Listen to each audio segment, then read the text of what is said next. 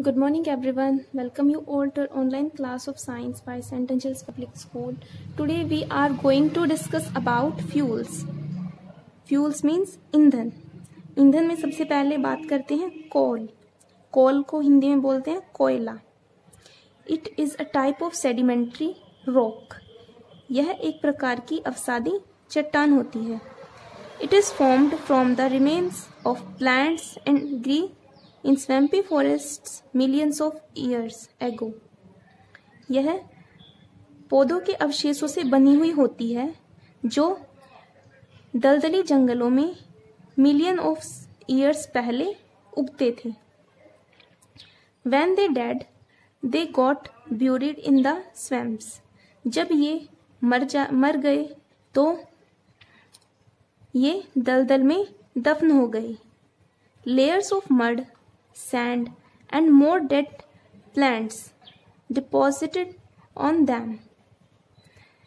मिट्टी की परतें, रेत और दूसरे मरे हुए जानवर इसके ऊपर जमा हो गए.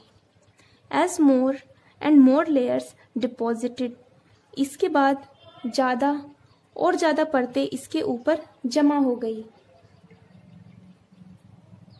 The heat and pressure in the layer below gradually changed them to coal. उसके बाद ऊष्मा और दबाव से ये परतें धीरे धीरे कोयले में बदल गई. Next is petroleum. Crude oil, also called petroleum, is dark sticky liquid. Crude oil, जिसको पेट्रोलियम भी कहा जाता है, एक गाढ़ा चिपचिपा तरल होता है. It was formed over millions of years from dead remains of plants and animals in the sea.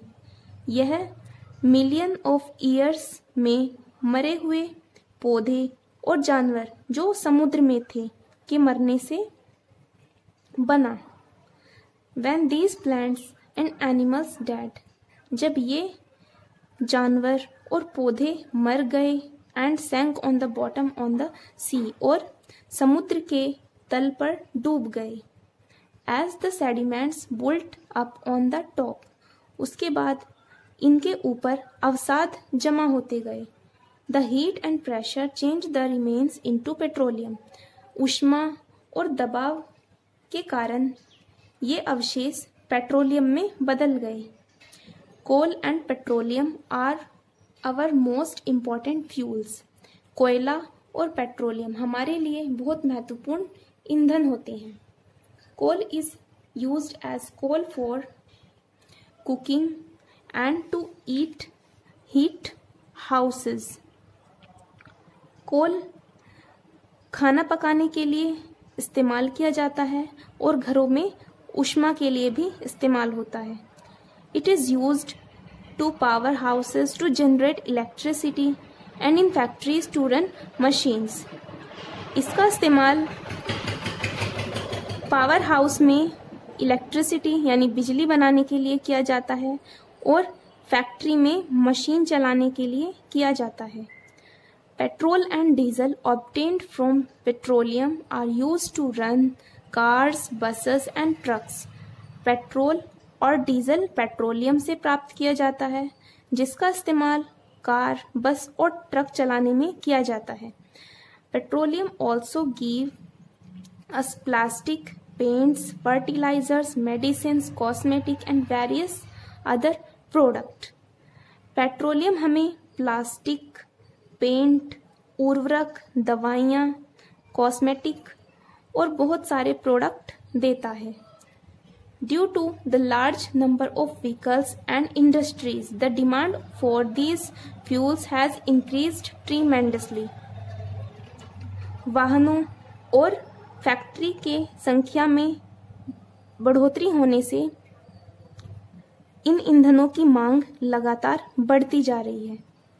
But the known reserve of petroleum may last only for 50 more years. And those of coal for about 250 years. लेकिन जो बचा हुआ petroleum का reserve है वो सिर्फ उसमें सिर्फ 50 साल तक और हम पेट्रोलियम को इस्तेमाल कर सकते हैं और 250 ईयर्स तक सिर्फ कोल को इस्तेमाल कर सकते हैं. Means these are the limited in amount. सो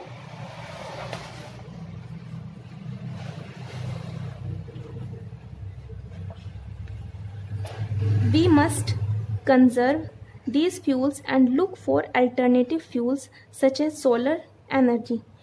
तो हमें इन ईंधनों को संरक्षित करना चाहिए और ईंधन के लिए कोई वैकल्पिक स्रोत देखना चाहिए जैसे कि सौर ऊर्जा. Burning of these fuels also causes air pollution, which is one of the biggest health hazards today.